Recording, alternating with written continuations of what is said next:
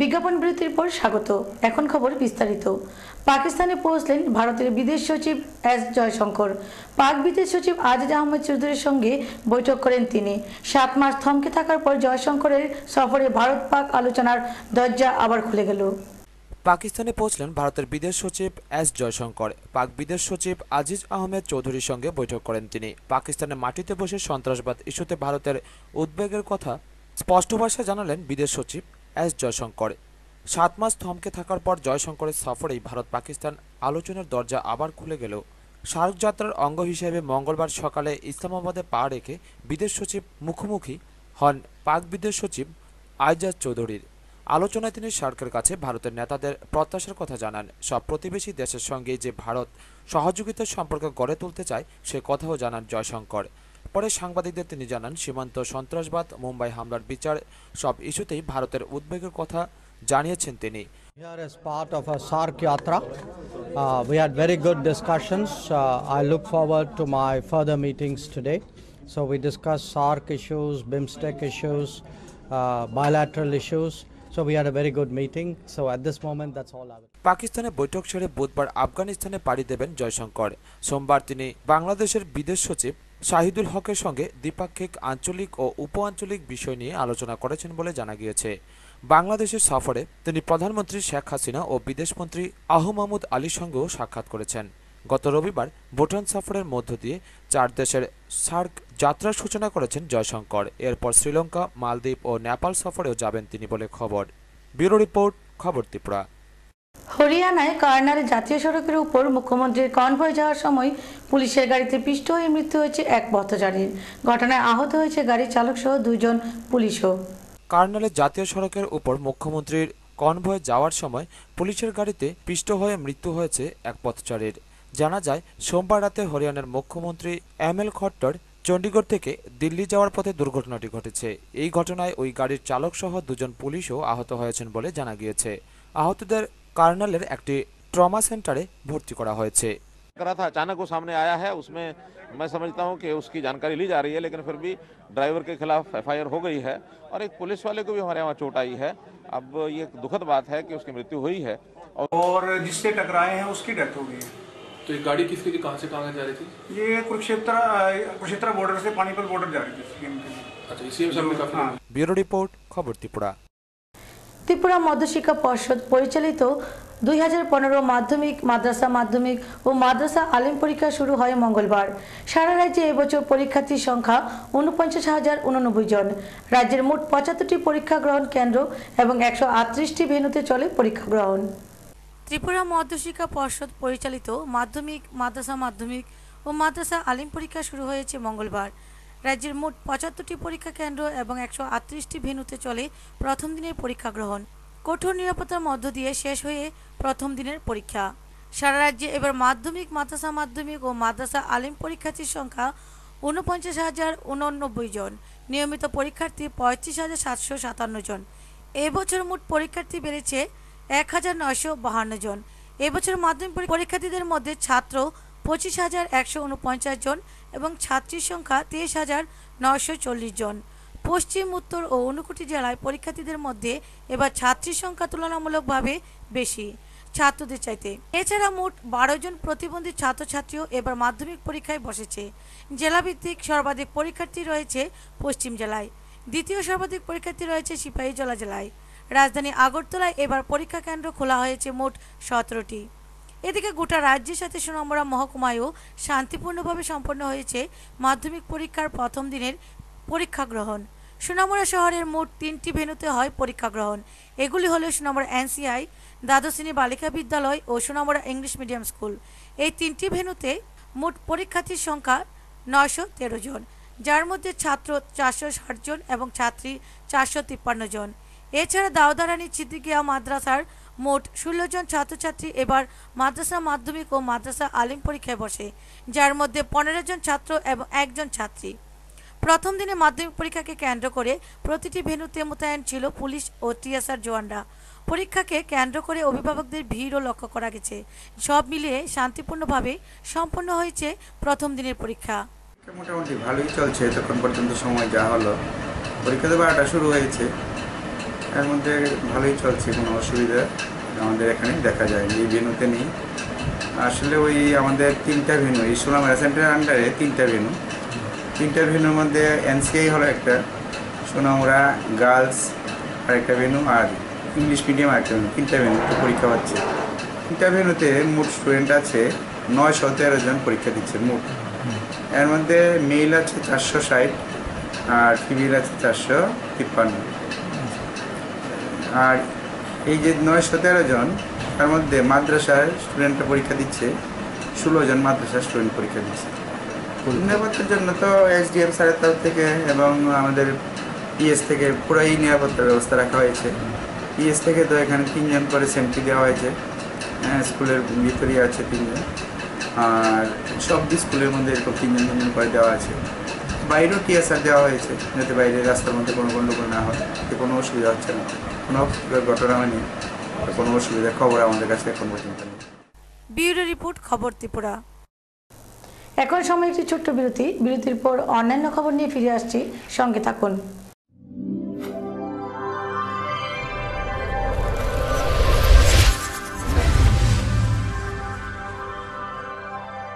দৌড়চাপের পর রাতে ভাঙা মেশিন উদ্ধার ঘটনা উত্তর ত্রিপুরা জেলার প্রেমতলা এলাকায়।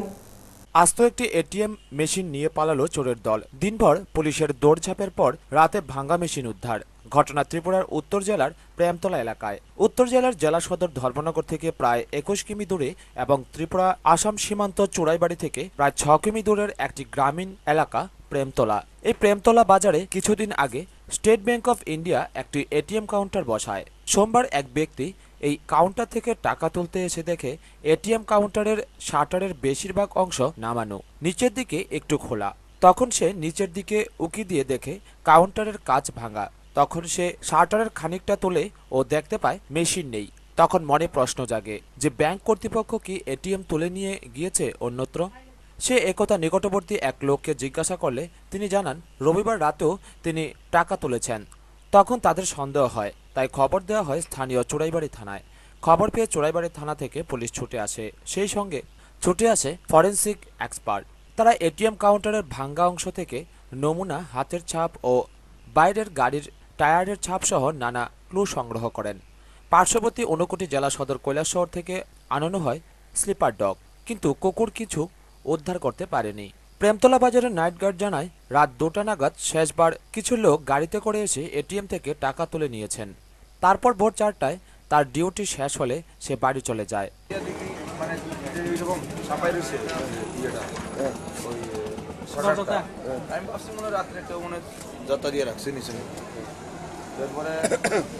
আমি ভাবলাম একটু উঠাইলেই, একটু যখন উঠাইছি ওটাই একটু উঠাইছি দেখি বাঙ্গা কিছু একটা, ওই দিয়ে বাঙ্গা কেন পরে আরেকটু উঠাইছি দেখি তো মেশিনই নাই। এরপরে তুমি শুধু শাটারের নিচের জায়গাটা ধরছো? না, আমি ভিতরেও দিছি না, মানে এটা ধরছি খালি এটা দিতে। এরপরে তুমি আর অন্য কিছু ধরছো না? তারপরে আমি বাইরে ভদ্রলোক আইছি, একজন বয়স্ক লোক, ফাইনালে কইলাম এই এটিএমটা কিন্তু ব্যাংকে উঠাইলিছে নি? না না, আমি রাত্রে পয়সা তুলছি তো এখান থেকে। এরপরে তো দেখা কয় না এটিএম তো নাই, ওই এটিএম মেশিনই নাই। আপনার লোক ঠিক আছে? আমি কটা থেকে কটা পাহারা? 11টা থেকে 11টা থেকে 4টা অবধি। আপনি কোনো গাড়ি বা এরকম ধরনের না স্যার, পয়সা উঠাইছেন। তদন্তকারী পুলিশ তলব করে এটিএমে টাকা ফিলিংকারী সংস্থা সিস প্রসেসর কর্মচারীদেরকে। এই সংস্থার এক কর্মচারী জানায় শনিবার তারা এই এটিএম মেশিনে 16 লক্ষ টাকা ঢুকিয়েছিলেন। তখন মেশিনে আরও কিছু টাকা ছিল, তাই সঠিকভাবে বলা যাচ্ছে না মেশিনটি চুরি যাওয়ার সময় সঠিক কত টাকা ছিল। কত টাকা? 16 লাখ। 16 লাখ টাকা না? এর আগে কি টাকা আসলো নাকি?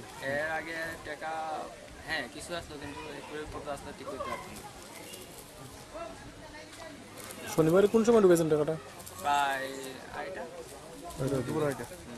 আপনার কতদিন পর পর টাকাটা ঢুকান? এটা ঠিক নেই। তো আনুমানিক একদিনও হয়, 2 দিনও হয়, 3 দিনও হয়। ট্রানজাকশনের উপর ডিপেন্ড করে। হ্যাঁ, ট্রানজাকশন। রোববারে তো তেমন ট্রানজাকশন হয় না। না, রবিবার দিন হয় না। আমরা কাজ থাকে না রবিবার। পুলিশ গোটা প্রেমতলা এলাকা নাকাবন্দি করে রাখে। রাত 9:30 নাগাদ এলাকারই জঙ্গলাকীর্ণ রেল লাইনের ধারে মেশিনটি উদ্ধার হয়। মেশিনটি থেকে টাকা চুরি করতে পারেনি চোরের দল, তবে মেশিনের সিসি ক্যামেরা ও তার হার্ড ডিস্কটি ভেঙে নেয় চোরের দল। এটি কি স্থানীয় চোরের দল, না আন্তঃরাজ্য চোর, নাকি বাংলাদেশি চোরের দল এই কাণ্ড ঘটিয়েছে তা তদন্ত করছে পুলিশ। ব্যুরো রিপোর্ট, খবর ত্রিপুরা। কেন্দ্রীয় এনডিএ সরকারের জনস্বার্থ বিরোধী বাজেটের বিরুদ্ধে সিপাহীজলা জেলা সদর বিশ্রামগঞ্জে এক বিক্ষোভ মিছিল ও সভা সংগঠিত করল সিপিএম সিপাহীজলা জেলা কমিটি।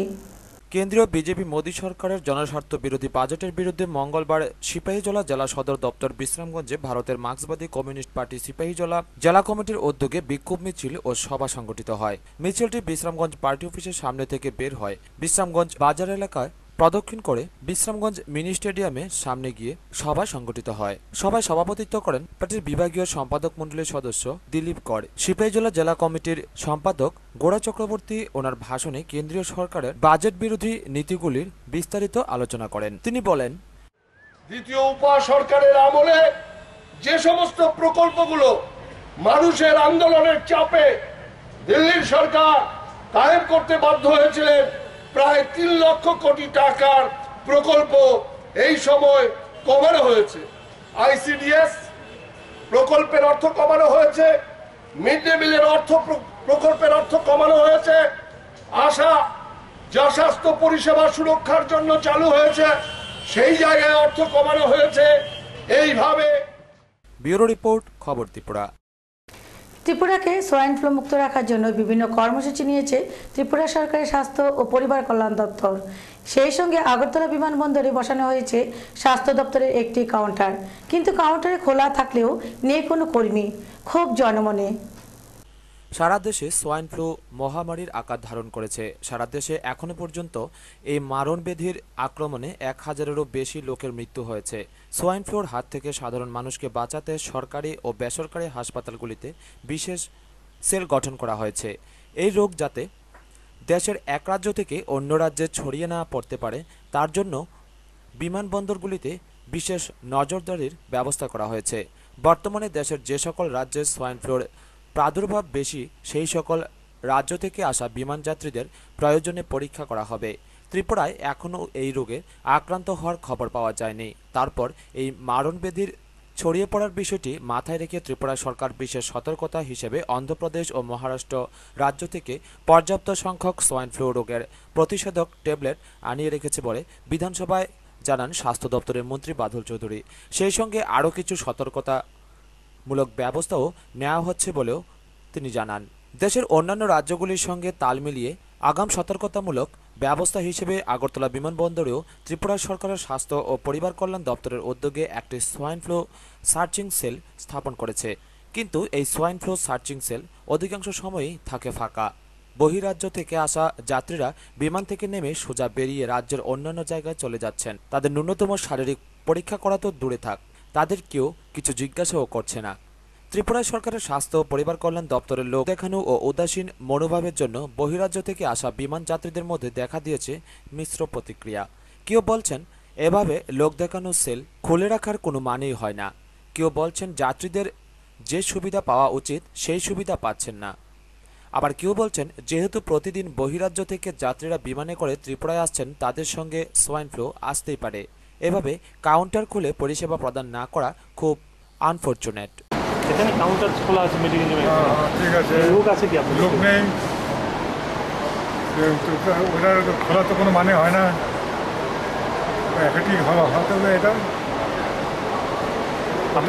মানে মানুষের উপকারে আসছেন, মানে কাউন্টার জাস্ট না। আমি ইভেন ওইখান থেকে যখন আমার লাগেজ কালেক্ট করলাম তখনই দেখলাম যে এই এটা সোয়াইন ফ্লু স্ক্রিনিংয়ের জন্য এটা দিয়েছে, মেডিকেল টিমের বোর্ডটা দিয়েছে। তা দেখে আমার খুব ভালো লাগলো যে না ঠিক আছে এখানে এক্সট্রা টিম আছে, কিন্তু প্র্যাকটিক্যালি দেখলাম কোনো লোক নেই। তো অটোমেটিক্যালি তো কোনো জিনিসগুলো হতে পারে না। তার মানে ওনারা ফেসিলিটি দেওয়ার চেষ্টা করা হচ্ছে কিন্তু সেটা সম্পূর্ণভাবে কাজে লাগানো হচ্ছে। হয়তো এটা স্ট্র্যাটেজিক প্ল্যানিংয়ে থেকে যাচ্ছে জিনিসটা, কিন্তু সাধারণ মানুষের যে উপকারে লাগা উচিত সেই জিনিসটা হচ্ছে, মানে যে ফেসিলিটি আমরা পাওয়া উচিত সেটা কিন্তু আমরা পাচ্ছি। কি মনে হয়? হ্যাঁ, তো আসতেই পারে না, ফ্লাইট নামছে বিভিন্ন জায়গা থেকে আসছে, এফেক্ট হতেই পারে, থাকা তো উচিত ছিল, এখন নেই, এটা আনফরচুনেট, কিছু বলার তো নেই। প্রতিদিন কলকাতা, দিল্লি, হায়দ্রাবাদ, চেন্নাই প্রভৃতি বিমানবন্দর থেকে সরকারি ও বেসরকারি বিমান সংস্থার বিমান আগরতলায় আসে ও যায়। তাই বহিরাজ্য থেকে আসা বিমান যাত্রীদের সঙ্গে যে সোয়াইন ফ্লুর ভাইরাস ত্রিপুরা রাজ্যে আসছে না তা নিশ্চিতভাবে বলা যাচ্ছে না। ত্রিপুরা সরকারের স্বাস্থ্য পরিবার কল্যাণ দপ্তর আর বিশেষ করে দায়িত্বপ্রাপ্ত সরকারি কর্মীদের ভূমিকায় মানুষের মধ্যে ক্ষোভ দেখা দিয়েছে। ব্যুরো রিপোর্ট, খবর ত্রিপুরা। আবারও স্বামী নির্যাতনের শিকার এক গৃহবধূ। ঘটনা সোনামুড়া থানাধীন মতিনগর এলাকায়। বর্তমানে নির্যাতিতা গৃহবধূ চিকিৎসা চলছে সোনামুড়া সামাজিক স্বাস্থ্য কেন্দ্রে। স্বামীর বেধড়ক মারে গুরুতর আহত এক গৃহবধূ। বর্তমানে গৃহবধূটি সোনামুড়া সামাজিক স্বাস্থ্য কেন্দ্রে চিকিৎসাধীন। ঘটনা সোনামুড়া থানাধীন মতিনগর পঞ্চায়েত এলাকায়। ঘটনায় জানা যায়, গত প্রায় 5 বছর পূর্বে কুলুবাড়ি কাজিটিলা এলাকার ইদ্রিস মিয়ার মেয়ে তাসলিমা আক্তারের বিবাহ হয় মতিনগর এলাকার মকবুল মিয়ার ছেলে হানিফ মিয়ার সাথে। প্রথমে সম্পর্ক স্বাভাবিক থাকলেও বিয়ের প্রায় 1 বছর পর থেকে তাসলিমার উপর শারীরিক নির্যাতন শুরু করে তার স্বামী বলে অভিযোগ তাসলিমার বাপের বাড়ির লোকেদের। টাকা পয়সার জন্যই তাকে মারধর করত বলে জানায় সে। তাদের একটি 3 বছরের পুত্র রয়েছে। গত প্রায় 1.5 মাস পূর্বে তাসলিমাকে গায়ে মোবিল ঢেলে পুড়িয়ে মারারও চেষ্টা করে তার স্বামী হানিফ বলে অভিযোগ তাসলিমা ও তার মায়ের। এ নিয়ে 5 বার গ্রাম্য বিচারও হয়, কিন্তু তাতেও তাসলিমার উপর নির্যাতন বন্ধ হয়নি, বরং তা আরও বাড়তে শুরু করে। অবশেষে সোমবার রাতেও স্বামী হানিফ বেধড়ক মারধর করে তাসলিমাকে। তার সারা শরীরে আঘাতের চিহ্ন রয়েছে। পরে মঙ্গলবার সকালে তার মা তাকে আহত অবস্থায় নিয়ে আসে সোনামুড়া সামাজিক স্বাস্থ্য কেন্দ্রে। তাসলিমার মা জানান, বুধবার স্বামী হানিফ মিয়ার বিরুদ্ধে আদালতে মামলা করবে তারা। মোবাইলটা নিতে হবে, মিস কল দিতে বলে মেজান ভাই কোয়ানো গেছে পয়সা আবার 2 নাম্বারে কাজ করে এর লাগে কইছে আর কি। এরপর গেছে সব ভালা আমরা মায়ের আরম্ভ করছি, মায়ের আরম্ভ করছে তো মুখের মধ্যে উন্না গাছ দিয়ে করোনা কইছিলাম 1,20,000 টাকা যদি দিতে পারস আমি বিদেশ যাইতাম কইতেই, আর নইলে তোর মামুরের বিষা দিয়ে আমি যাইতাম না। বিয়া দিয়েছিলাম মতিনগর, আমার নাম হানিফ। হ্যাঁ, প্রায় সময় আমার তো 5টা বিচার হয়েছে। দিয়েছে 4.5 বছর। টাকা পয়সা চাইতো বা না, এমন না তার মায় কইতো পছন্দ হয়েছে না, এই বিয়ে করাইছে না, এই বিয়ে মানে না। না না, ফুলার মা এটাই কোনো সময় মারতো না। ফুলা আরো আগেও ফুলা আগুন লাগাই দিত লাগছে। মোবিল টাইলে দিয়া আগুন লাগাইলে মারণের প্রায় 1.5 মাস হইব। তো আমরা মামলা।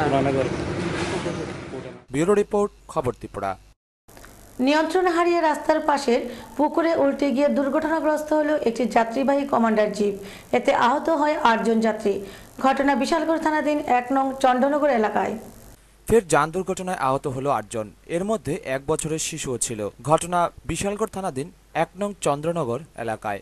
পুলিশ সূত্রে জানা যায়, সোমবার সকাল 11:30 নাগাদ বিশালগড় থেকে জম্পিজলার উদ্দেশ্যে একটি কমান্ডার গাড়ি রওনা দেয়। গাড়িটির গতি বেশি থাকার কারণে 1 নং চন্দ্রনগর এলাকায় আসতেই গাড়িটি তার নিয়ন্ত্রণ হারিয়ে রাস্তার পাশের একটি পুকুরে উল্টে যায়।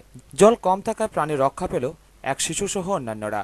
সঙ্গে সঙ্গে ঘটনাস্থল থেকে চালক পলাতক। পরবর্তী সময়ে এলাকাবাসীরা ছুটে এসে তাদের পুকুর থেকে উদ্ধার করে দমকল বাহিনীকে খবর দিলে দমকল বাহিনীর কর্মীরা এসে তাদের উদ্ধার করে বিশালগড় মহকুমা হাসপাতালে নিয়ে আসে। এর মধ্যে 3 জনের অবস্থা গুরুতর হয় তাদের প্রাথমিক চিকিৎসার পর জিবি হাসপাতালে স্থানান্তরিত করা হয়। আওয়াজ শুনে গাড়ির আওয়াজ শুনে ঘরতে বেরিলাম, এদিকে পুকুরে বাচ্চা কান্দে দৌড়ে নামলাম, 3 জন উদ্ধার করলাম, 3 জন আহত। কই এখন আহতরা? তো হসপিটালে নিয়ে গেছে, ফায়ার সার্ভিস ছিল, সঙ্গে সঙ্গে এসে ভাই সঙ্গে। আচ্ছা, আর অন্যরা আহত? মামুলি চোট পাইছে। ঘটনা গাড়ি স্পিড আইতেছে, হ্যাঁ গাড়ি স্পিড আইতেছে, স্পিড আওয়ার পরে গাড়ি আমরা তো পিছনে বয়ে গেছি, গাড়ির পিছনে কই দাঁড়ি না, গাড়ির পিছনে নামাই ডাইরেক্ট পুকুর ভিতরে নামাই দিছে। এর দূরে ঘটনা দেখছি, এখন জলের তল ঢুকে আছে, বাচ্চা এটাই না তুলছে জলের তল থেকে, আর মাথা মতো ফাইটটা শেষ, আর লোকের ফাইটটা শেষ। গুরুতর আহতরা হলেন সীমা দেবনাথ, বয়স 18, শান্তিলাল ঘোষ, বয়স 50, প্রীতি দেববর্মা, বয়স 18। দুর্ঘটনাগ্রস্ত গাড়িটির নম্বর TR01A9532। এই দুর্ঘটনায় আবারও বিশালগড় ট্রাফিক ব্যবস্থাকে প্রশ্নের মুখে ফেলে দিয়েছে। ব্যুরো রিপোর্ট, খবর ত্রিপুরা। 15 বছরের কিশোরীকে বিয়ে করার আশা দিয়ে ধর্ষণ করে এবং বিয়ে করতে নারাজ দর্শক ছেলে। সালিসি বিচারকের রায়ে 75,000 টাকা জরিমানা। আর এই রায়ে নানা প্রশ্নের সৃষ্টি জনমনে। ঘটনা সোনামুড়া থানাধীন দুর্লভনারায়ণ এলাকায়। 15 বছরের মেয়েকে বিয়ে করার আশ্বাস দিয়ে ধর্ষণ করে বিয়ে করতে নারাজ ছেলে। ঘটনাটি ঘটে সোনামুড়া দুর্লভনারায়ণ এলাকায়। ঘটনার বিবরণে জানা যায়, সোনামুড়া মধুবনের বাসিন্দা দুদু মিয়ার ছেলে বাবুল মিয়ার সঙ্গে পূর্ব দুর্লভনারায়ণের বাসিন্দা সিদ্দিক মিয়ার মেয়ে হেলেনা আক্তারের 2 বছরের সম্পর্ক ছিল। সোমবার মেয়েটিকে প্রাইভেট থেকে যাওয়ার সময় দুর্লভনারায়ণ আনন্দমার্গ স্কুলে নিয়ে ধর্ষণ করে ধর্ষক ছেলেটি। পরে স্থানীয় লোকজনেরা ঘটনাস্থলে গিয়ে ধরে ফেলে ছেলেটিকে। ঘটনার খবর পেয়ে ছুটে আসে উভয় পক্ষের অভিভাবক সহ এলাকার নেতা নেতৃত্বরা। ঘটনার সমাধান করতে উভয় পক্ষকে নিয়ে বসে সালিশি সভা। সবাই সিদ্ধান্ত হয় ছেলেটিকে ধর্ষিতা মেয়েকে বিবাহ করতে হবে। কিন্তু তাতে মেয়ে পক্ষ বিয়ে দিতে রাজি থাকলেও ছেলে পক্ষ এ বিয়েতে নারাজ। তোমার সাথে তোমার কি বিয়ের কোনো প্রলোভন দিছে? কি কইছে?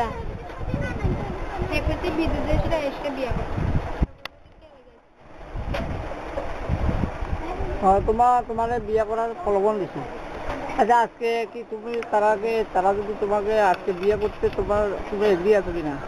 ছেলেটা তোমার আজকে এখানে এলাকাবাসী সবাই চাইছে যে পরিবেশটা খুব দিন দিন খারাপ হয়ে যাচ্ছে, তোমাকে বিয়ে করাইতে তারা আজকে চাইছে। এই সম্বন্ধে তোমার কি বক্তব্য?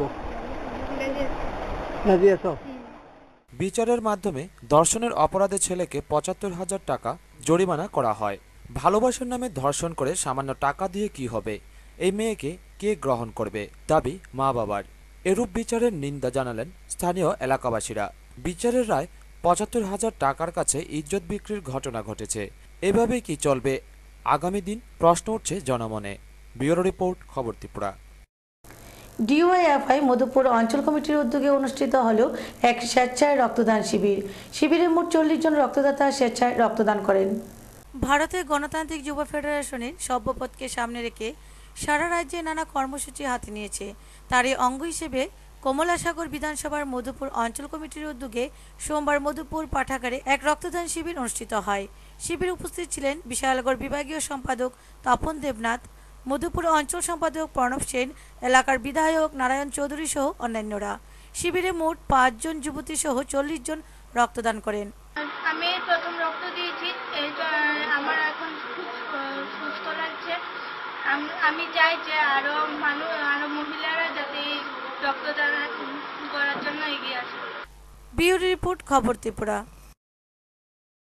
ত্রিপুরা সরকারের শ্রম দপ্তরের উদ্যোগে সোনামুড়া নগর পঞ্চায়েতের সমস্ত কমিশনার এবং নগর উদয় কমিটির সদস্যদের নিয়ে রাষ্ট্রীয় স্বাস্থ্য বীমা যোজনা স্মার্ট কার্ড নবীকরণ ও স্মার্ট কার্ড প্রদান নিয়ে এক কর্মশালা অনুষ্ঠিত হয় নগর পঞ্চায়েতের কনফারেন্স হলে।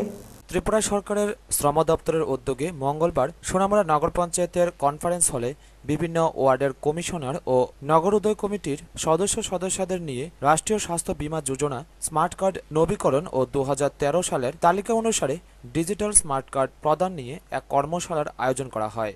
এই কর্মশালা থেকে সিদ্ধান্ত গৃহীত হয় যে নগর পঞ্চায়েতের সব ওয়ার্ডে আগামী 6 তারিখ থেকে 11 তারিখের মধ্যে সমস্ত সুবিধাভোগীদের ফটো তোলা হবে ও সঙ্গে সঙ্গে স্মার্ট কার্ডও দেওয়া হবে।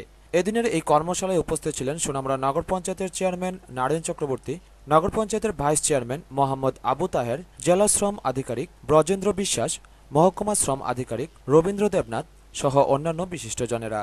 এদিনের এই কর্মশালায় তাৎপর্য বিশ্লেষণ করতে গিয়ে নগর পঞ্চায়েতের চেয়ারম্যান নারায়ণ চক্রবর্তী বলেন, ত্রিপুরা সরকারের শ্রম দপ্তরের উদ্যোগে সারা রাজ্যে